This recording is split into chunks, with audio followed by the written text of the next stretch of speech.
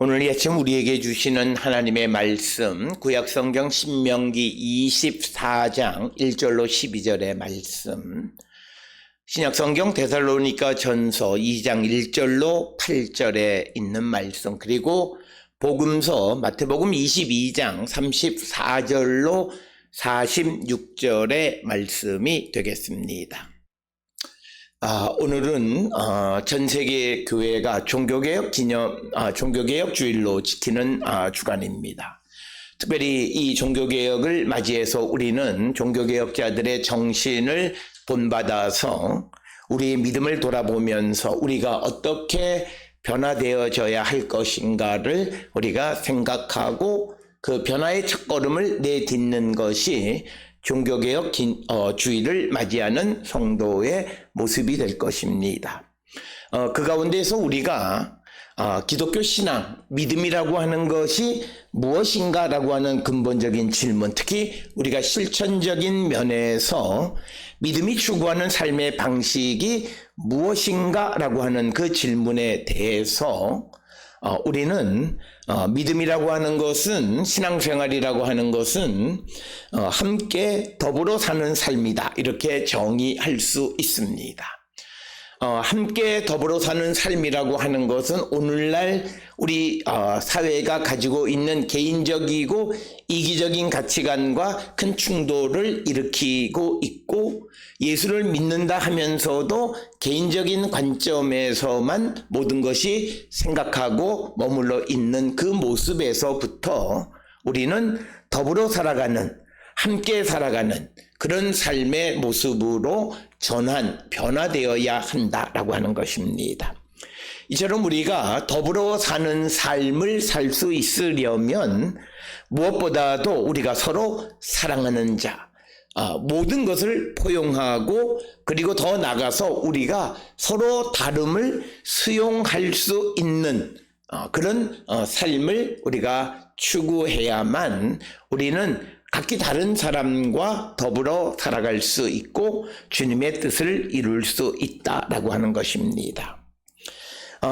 우리가 성경뿐만 아니라 인류 역사 속에서 이 사랑, 더불어 사는 삶, 혹은 함께하는 삶이라고 하는 가치는 모든 시대가 추구했던 삶의 방식이기는 하지만, 그럼에도 불구하고 우리 사회가 온전히 이루어지지 못한 모습은 바로 사랑하고 더불어 살아가고 함께 살아가는 모습은 아직도 부족하다라고 하는 것입니다.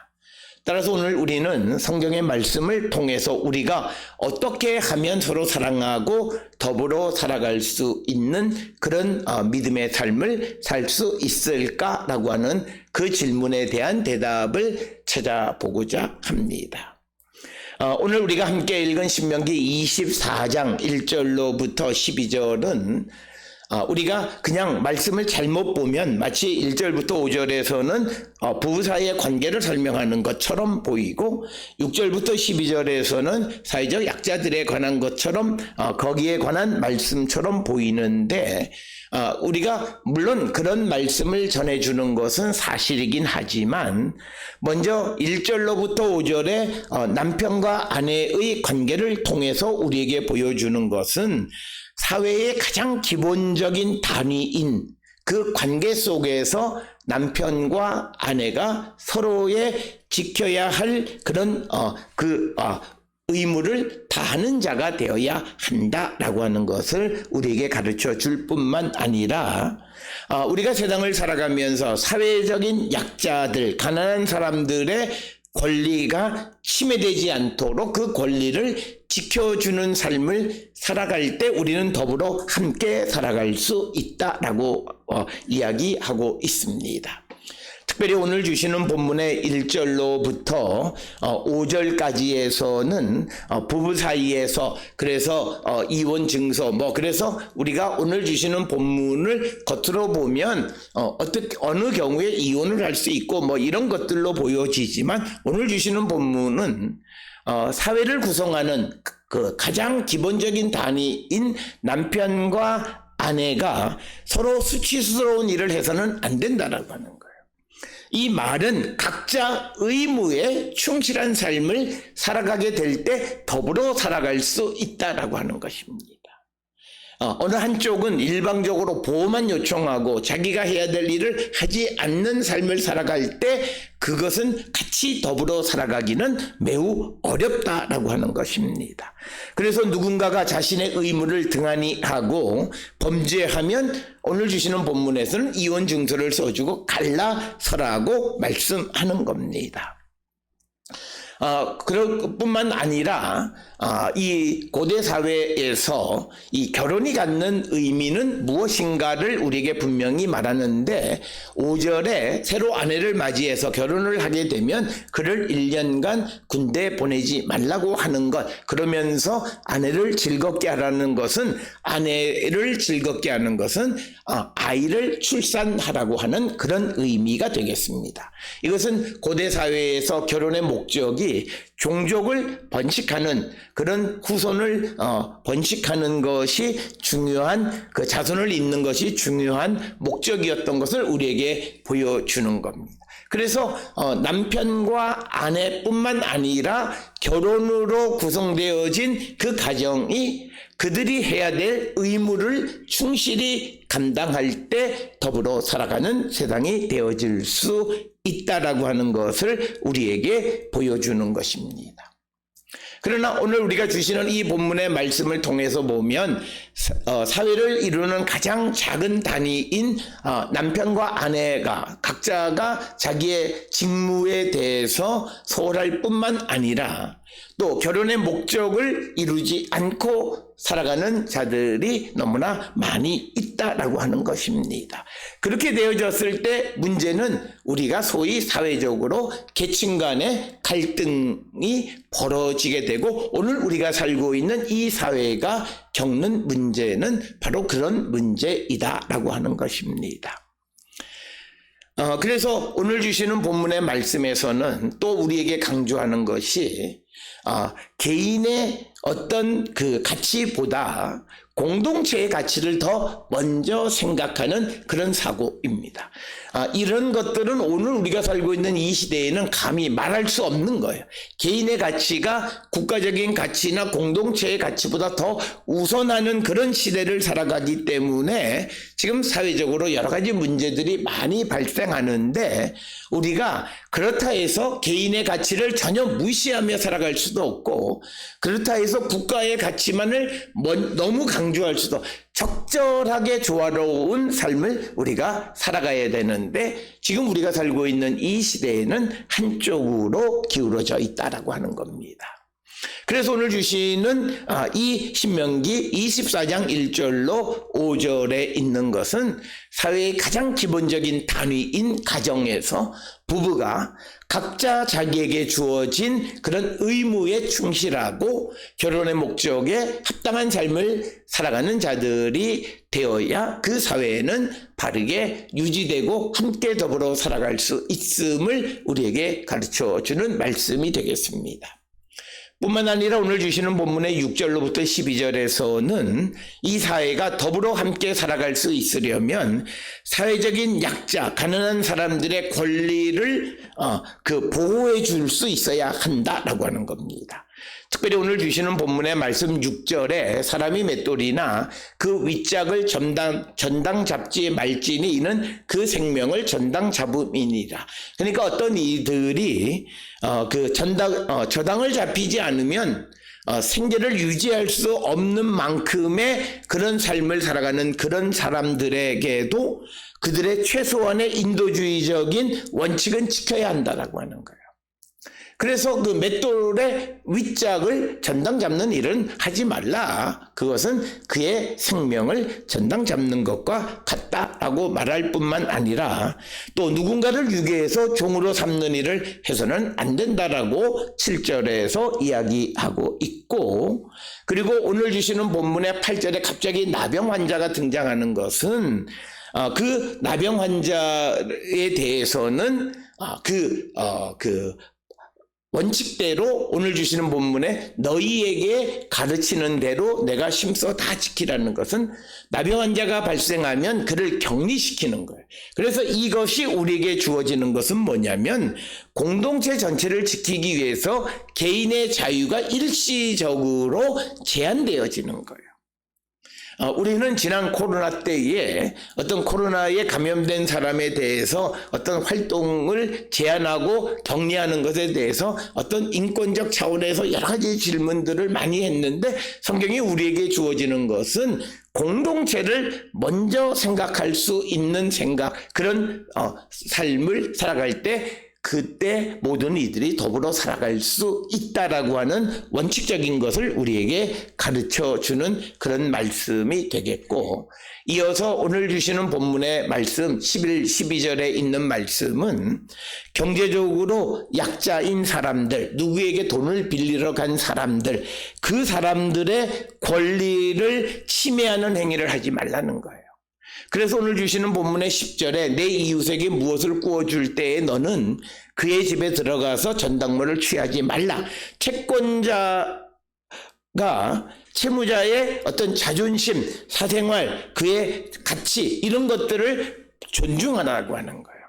오늘 우리가 살고 있는 이 시대의 대부업체들을 보게 되면 이런 것들을 전혀 무시하고 살아가는 사람, 남의 생활은 그냥 방해하더라도 내가 받을 돈만 받으면 된다라고 하는 이런 것들, 특히 그런 대부업자들이 예수를 믿는 사람이라면 그건 정당하지 않다라고 하는 거예요. 사회적 약자들의 최소한의 자존심과 사생활과 그들의 가치를 지켜주는 그런 일을 해야 된다라고 하는 거예요.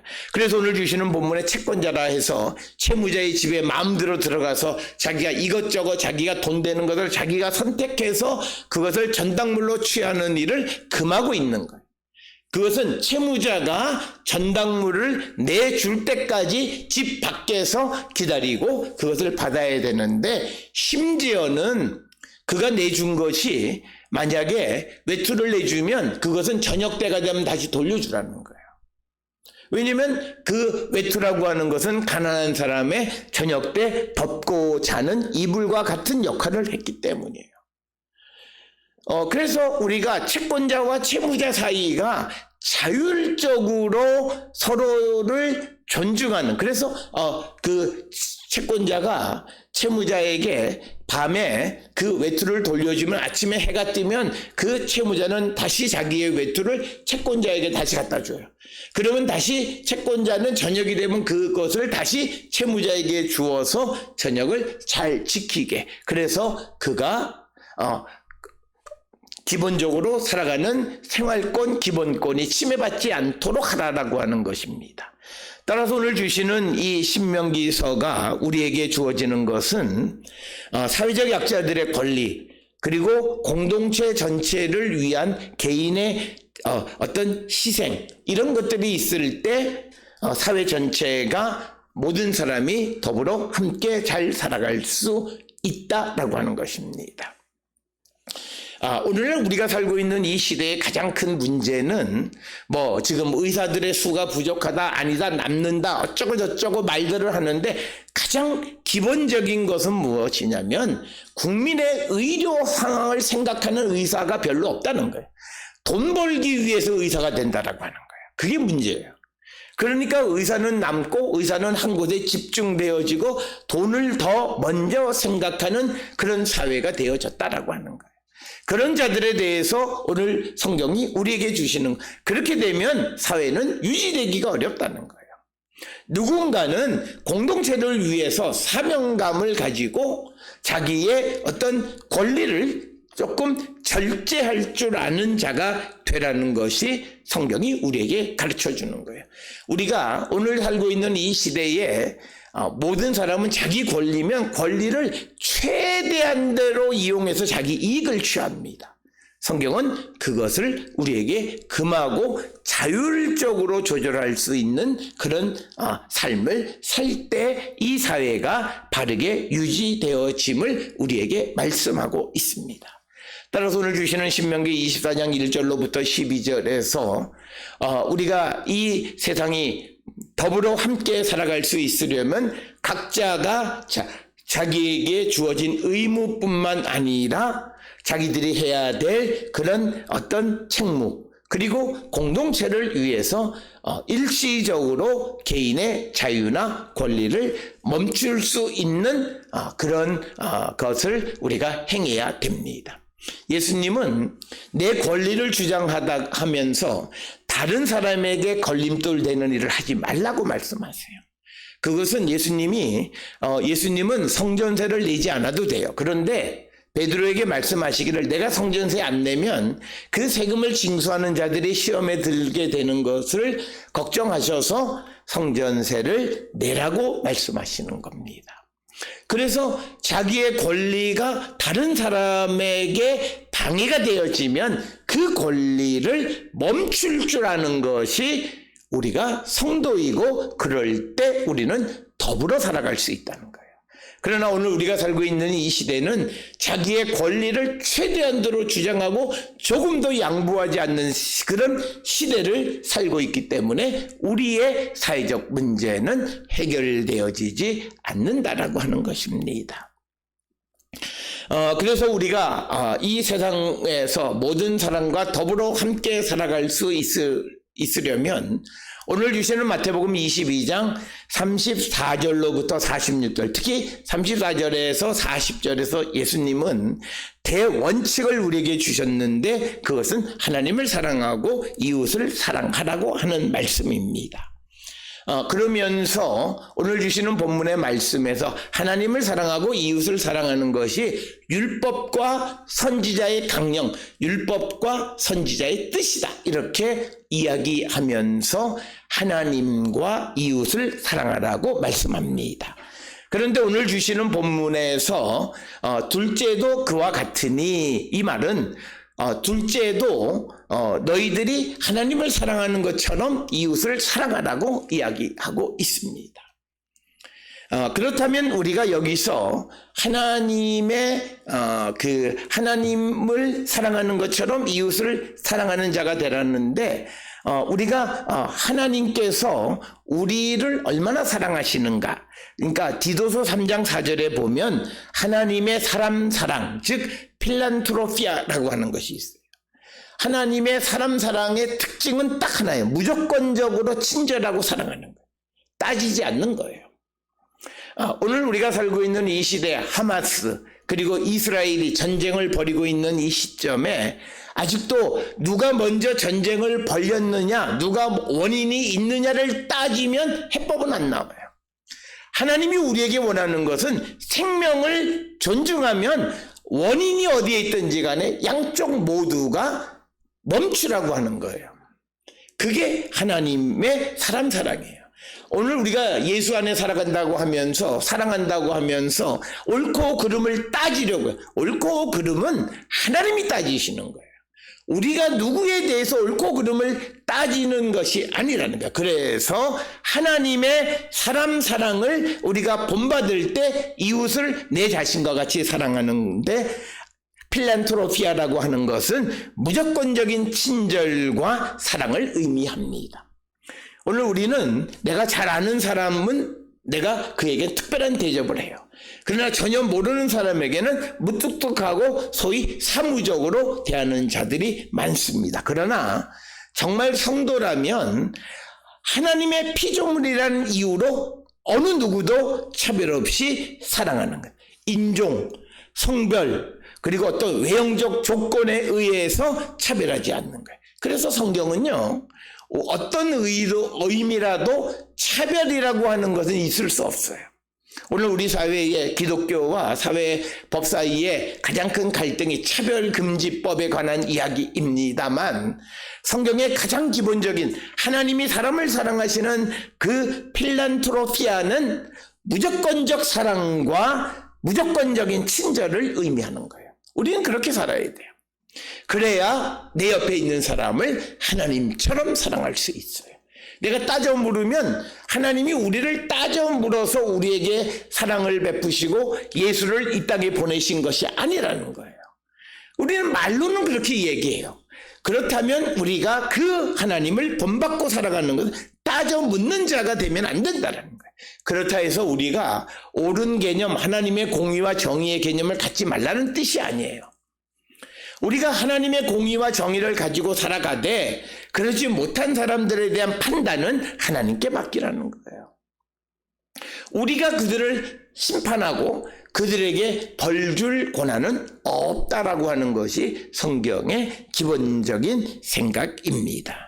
따라서 우리는 오랜 유교적 전통 속에 살아가는 자로서 한국 사람은요, 누구든지 계급적이고 출신 성분, 빈부, 성장에 따른 차별의 문화를 가지고 있어요. 그래서 내가 차별하지 않는데 그건 자기의 현 처지가 그래서 그러지 않는 사람이 많고, 자기에게도 기회가 주어지면 언제든지 그 권리를 쓰려고 하는 마음, 다 차별의 마음입니다. 그러니까 이런 거예요. 어떤 인권운동하는 사람들이 자기 자녀들이 공부 잘하니까 우리 아이는 외고를 보낸다. 그런데 애가 공부를 잘해서 부모의 마음, 그건 이미 차별이에요. 자기 마음속에 더 좋은 가치가 있다고 생각하는 거예요. 그거는 부모의 마음에 앞서서 그의 마음속에 기본적으로 차별의 마음이 있는 거예요. 그렇기 때문에 유교적 전통 속에 있는 우리 한국 기독교인들은 우리의 삶에 자기도 모르게 배어있는 이 차별을 씻어내기 위해서 기도하고 주님의 도움을 구해야, 그래야만 오늘 주시는 말씀처럼 내 이웃을 나처럼 사랑할 수 있고 이웃을 하나님처럼 사랑할 수 있다라고 하는 것입니다. 이처럼 우리가 이웃을 나처럼 사랑할 수 있을 때, 그때 우리는 그 이웃을 위해서 내 목숨까지도 바칠 수 있습니다.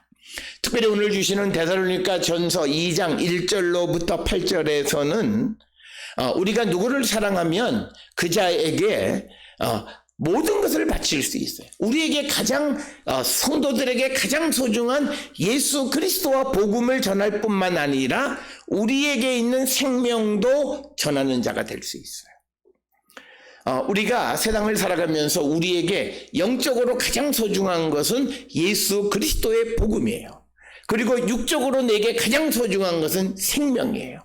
그런데 우리가 앞에서 마태복음에서 말씀드린 것처럼 하나님을 사랑하고 이웃을 내 자신과 같이 하나님같이 사랑하는 자가 된다면 우리가 나에게 가장 소중한 예수 그리스도를 전할 뿐만 아니라 또 나의 생명까지도 그에게 주기를 기뻐한다고 오늘 우리에게 말씀하고 있습니다. 그래서 8절에 보면 데살로니가전서 2장 8절에 우리가 이같이 너희를 사모하여 하나님의 복음뿐 아니라 우리의 목숨까지도 너희에게 주기를 기뻐한다. 너희가 우리의 사랑하는 자 됩니다. 그러니까 내가 오늘 주시는 본문에서는 사도 바울이 데살로니가 교회의 성도들에 대해서 하나님을 사랑하듯이 그들을 사랑하는 거예요. 그러니까 그들에게, 바울에게 가장 소중한 복음 뿐만 아니라 육신으로 그에게 가장 소중한 목숨도 데살로니가 교회 성도들을 위해서 내놓는 것을 기뻐한다, 이렇게 말씀하고 있습니다.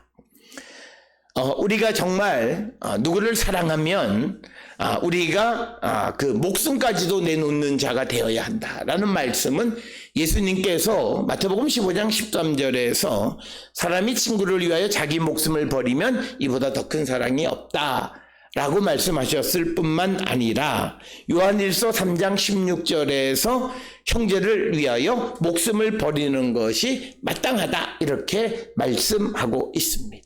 따라서 우리는 우리에게, 성도들에게 가장 소중한 그 복음, 그리고 육적으로 가장 소중한 생명을 내가 사랑하는 자를 위해서 줄 수 있는 그런 성도가 되어야 한다라고 하는, 이렇게 될 때 우리는 더불어 함께 살아갈 수 있다라고 하는 거예요.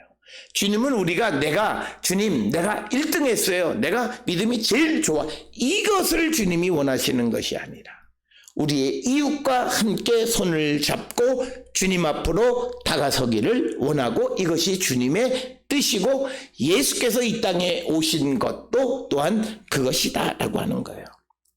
그래서 주님은 같이 살만한 가치가 없는 사람과 더불어 함께 사는 삶, 즉 예수님은 죄인들을 구원해서 그들과 함께 하나님 나라에서 영원히 살기를 원하셨어요. 오늘 우리가 살고 있는 이 시대에 우리의 지도자가 누구는 죄인이기 때문에 나는 안 만나 라고 말하는 말이 정의고 공의인 것 같지만, 하나님의 정의와 공의는 그게 틀린 얘기예요. 하나님의 공의와 정의에는 싫은 놈하고도 만나야 되고, 내 가치관에는 안 맞는 사람이라 할지라도 그를 위해서 그와 함께 살아가는 삶을 사는 것을 원하시고, 예수님이 이 땅에 오신 것도 바로 죄인인 나를 구원하기 위해서 오셨어요. 죄인인 나를 만나주신 거예요. 그렇기 때문에 우리가 이 땅을 살아가면서 못 만날 사람 아무도 없다라고 하는 거예요. 그래서 우리가 부족한 사람, 내가 일평생 만나지 않아도 될 만한 사람을 복음 안에서는 만나고 그들과 함께 하나님의 나라를 향해서 나가는 자가 되어야 합니다. 그러려면 우리가 진정 예수 그리스도 안에서 변화받은 새 사람이 되어야 하고, 이웃을 정말 하나님처럼 사랑할 수 있는 마음, 이웃에게 내 목숨을 내놓을 만한 그런 사랑의 마음을 가지고 있을 때 우리는 함께 더불어 살아갈 수 있어요. 더불어 살아갈 만한 사람과 더불어 살아가는 것이 아니라, 더불어 살아갈 수 없는 사람과 함께 더불어 살아가는 길을 모색하는 것이 신앙의 길이라고 하는 것을 우리에게 가르쳐주는 말씀이 되겠습니다. 오늘 주시는 본문을 통해 우리는 우리의 믿음을 한 번쯤 돌아보면서 정말 우리가 바른 믿음의 삶을 살고 있는지 다시 한번 결단하고, 나뿐만 아니라 내가 우리의 가족, 그리고 우리의 사회, 교회, 이 공동체 안에 있는 모든 사람과 더불어 살아가는 삶의 방식을 추구하며 살아가는 우리 모든 성도들이 다 될 수 있기를 주의 이름으로 축원합니다.